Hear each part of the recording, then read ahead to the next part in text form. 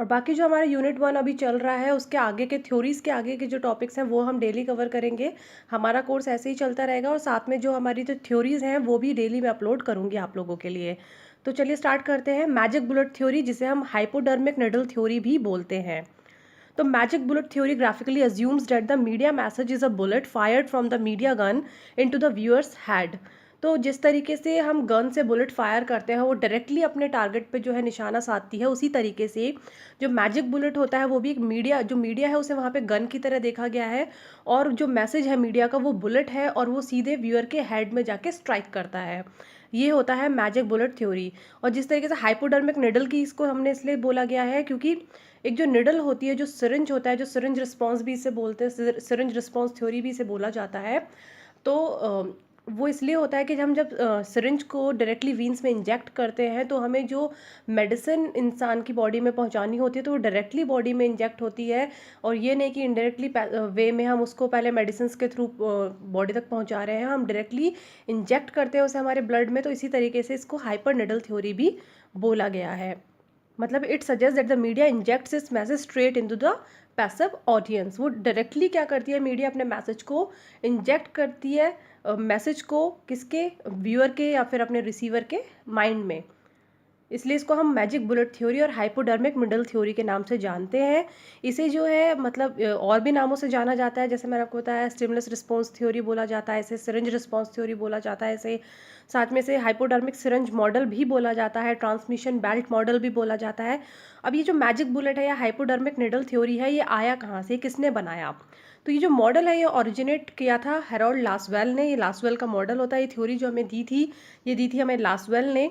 Magic bullet theory, इन्हीं को ये क्रेडिट दिया जाता है ओरिजिनेशन का। और ये जो लिया गया था, ये उनकी बुक आई थी 1927 में, जिसका नाम था propaganda technique in the world war.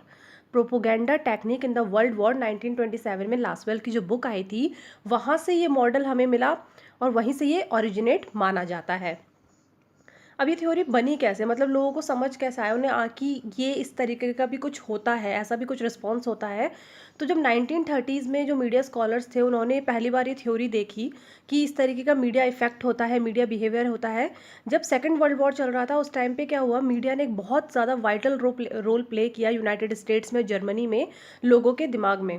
जब जर्मनी की बात करें तो जर्मनी में जो हिटलर्स नाजी थे उन्होंने क्या करा, फिल्म इंडस्ट्री में उन्होंने एक प्रोपोगेंडा, उन्होंने वो उस तरीके की मूवीज़ बनाई जो लोगों के माइंड पे, जितने भी जर्मन लोग थे उनके माइंड पे डायरेक्टली इम्पैक्ट छोड़ा, स्ट्राइक करा। तो वो मूवीज़ भी क्या है, एक मीडिया है, तो मीडिया के थ्रू उन्होंने लोगों के माइंड पे एक इम्पैक्ट रखा, एक मतलब एक तरीके से क्या करा, बुलेट की तरह फायर किया उनके माइंड में, और जो वो दिखाना चाहते थे वो लोगों के माइंड में स्ट्राइक किया और लोग उसे समझने लगे। वहीं यूनाइटेड स्टेट्स की बात करें तो हॉलीवुड ने भी क्या करा, एक फिल्म बनाई, जैसे कि उनकी एक मूवी आई थी इट हैपेंस वन नाइट या इट्स अ वंडरफुल लाइफ और Mr Smith goes to the Washington. ये उनके कुछ मूवीज़ के एग्जाम्पल्स हैं ये दिखाने के लिए, जिसमें उन्होंने जर्मनी को एक ईवल फोर्स की तरह दिखाया गया और अमेरिकन के माइंड में फिट कर दिया कि वो जो जर्मनी है वो क्या है, एक ईवल फोर्स है। तो ये भी एक तरीका था कि लोगों के माइंड में स्ट्राइक किया। तो मतलब मीडिया जो दिखाती है वो लोगों के माइंड में स्ट्राइक करता है, लोग उसे सच समझ लेते हैं और तुरंत उस चीज़ पर रिएक्ट करते हैं, उनके माइंड में ये चीज़ बैठ जाती है। इसलिए इसे हम बुलेट थ्योरी भी बोलते हैं और निडल थ्योरी भी, हाइपोडर्मिक निडल थ्योरी भी बोलते हैं। जो मैजिक बुलेट थ्योरी है ये कोई रिसर्च नहीं हुआ है इसके ऊपर, ये सिर्फ एक ह्यूमन नेचर पे एजम्स करके बनाई गई है, एजम्पशन के तौर पे, कोई रिसर्च के तौर पे, या फिर इसको कोई रिसर्च करके थ्योरी इजेक्ट नहीं की गई है, बनाई नहीं गई है। इसलिए कुछ स्कॉलर्स इसको जो है, इस मॉडल को जो है एक साइंटिफिक एविडेंस के तौर पर नहीं मानते हैं, वो एक अजम्पशन मानते हैं, एक पूर्वानुमान मानते हैं कि ऐसा होता है, क्योंकि ये सिर्फ जो ह्यूमन नेचर है उस पे सोच कर इस थ्योरी का इवोल्यूशन हुआ है कि ऐसा भी होता है। मतलब हम इसे, इसको जो टेस्ट किया गया था 1938 में, जो लजार्स फील्ड थे और जो हर्टा हर्जॉग थे, उन्होंने क्या सोचा कि ये जो हाइपोडर्मिक निडल थ्योरी है इसका टेस्ट किया जाए कि ये सच में वाकई ऐसा जैसा हम सोच रहे हैं वैसा बिहेव करती है या नहीं करती है। तो एक रेडियो मतलब बहुत ज़्यादा फेमस प्रोग्राम था रेडियो पे जो टेलीकास्ट होता था, वार्स ऑफ द वर्ल्ड। तो उसमें उन्होंने क्या करा कि उन्होंने बोला कि एक न्यूज़ बुलेटिन इसमें वो एंटर किया जाए, ताकि इससे पता चल सके कि लोग जो हैं उनके माइंड पर इस चीज़ का क्या इफेक्ट पड़ेगा। अगर हम इस तरीके का न्यूज़ बुलेटिन दिखाएंगे तो इस न्यूज़ से लोगों के माइंड पे इफेक्ट पड़ेगा, क्या वो इस चीज़ पे यकीन करेंगे अगर हम कुछ ऐसा दिखाएंगे तो, या फिर वो इसको फेक न्यूज़ समझ के छोड़ देंगे। तो उन्होंने ये इन्वेस्टिगेट करने के लिए ऐसा मीडिया मैसेज बनाने का सोचा, ताकि वो देख सकें कि ये थ्योरी वाकई ही काम करती है या फिर ये सिर्फ एक उनका पूर्वानुमान है। तो किस तरीके से इसे अप्लाई किया गया, application of the magic bullet theory, मतलब किस तरीके से ये चेक करने के लिए कि वाकई ये मॉडल जो है, ये जो थ्योरी है मैजिक बुलेट थ्योरी, वो वर्क करती है। उन्होंने क्या करा कि 1938 में जो मैंने आपको बताया कि जो वो रेडियो प्रोग्राम था Wars of the world, H G Wells का, ये एक एच जी वेल्स ऑथर है, उनकी जो बुक थी वॉर्स ऑफ द वर्ल्ड जो ड्रामा था, उसी के ऊपर ये जो है रेडियो प्रोग्राम बनाया गया। तो 1938 में ऑर्सन वेल्स ने and his friend at the mercury theatre created a radio drama on the day before Halloween. Halloween जो प्रोग्राम्स होते हैं ये बाहर के फॉरेन कंट्रीज़ में मनाए जाते हैं। तो हैलोवीन डे से पहले एक दिन पहले रेडियो ड्रामा बनाया गया, जिसमें उन्होंने ये दिखाया, एक लाइव न्यूज़ रिपोर्ट दिखाई कि जो है हमारे जो अमेरिका है वहाँ पर जो है एलियंस आ गए हैं, एलियंस ने यहाँ पे कब्जा करना शुरू कर दिया है। तो ये चीज़ इस तरीके से रिपोर्टर्स ने स्क्रीम करके, मतलब बहुत डर कर और बहुत ज़्यादा चिल्ला कर और आवाज़ें कर कर कर उतना रियलिस्टिक बना दिया, उसे दिखाया, लोग उसे सच समझने लगे। सब लोग जो है उसको समझने लगे कि सच में ऐसा जो रेडियो पे दिखाया जा रहा है ऐसा हो रहा है बाहर, और सब लोग बहुत ज़्यादा पैनिक हो गए।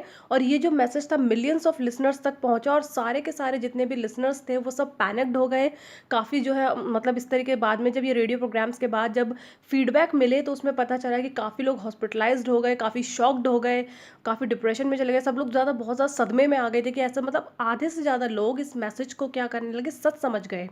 उन्होंने सोचा कि जो रेडियो हमें दिखा रहा है वो बिल्कुल सही चीज़ दिखा रहा है, और इससे पता चला कि जो मैसेज है, जो मीडिया गन है, वो अपना मैसेज जो है बुलेट की तरह लोगों के माइंड पे इफ़ेक्ट करती है, और लोग उसमें डायरेक्टली क्या करते हैं, रिस्पॉन्स करते हैं, और सबका यूनिफॉर्म रिस्पॉन्स होता है, मतलब सब एक ही तरीके से रिस्पॉन्स करते हैं मीडिया के मैसेज पे।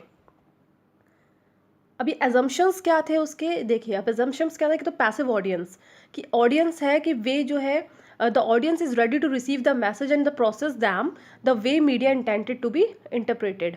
मतलब जिस तरीके से मीडिया उन्हें इंटरप्रेट करना चाहती है मैसेज, अपने मैसेज से ऑडियंस को, ऑडियंस वैसे ही इंटरप्रेट हो जाती है उनके मैसेजेस से। यूनिफॉर्म रिस्पॉन्स क्या होते हैं कि everyone react to the message in the same way and then they receive the same influence. मतलब जो हर कोई होता है वहाँ पे मैसेज को सेम वे में रिएक्ट करता है, सेम इन्फ्लुएंस होता है उन पे, और individual differences are not assumed, और जो डिफरेंसेस होते हैं वो नहीं होते, उसमें सब लोग सेम वे होता है, सबका मैसेज का सेम तरीके से इन्फ्लुएंस होते हैं। और इसका जो होता है इमीडिएट इफेक्ट होता है, when the message is received it affects the audience belief, attitude and behaviour immediately. जब मैसेज रिसीव होता है तो वो तुरंत जो है इफ़ेक्ट करता है ऑडियंस के बिलीफ पर, एटीट्यूड पे, बिहेवियर पर, और इसका जो है डायरेक्ट इफेक्ट होता है, ये नहीं कि उसको इनडायरेक्टली लोगों तक पहुंचाना पड़ेगा ऑडियंस पर।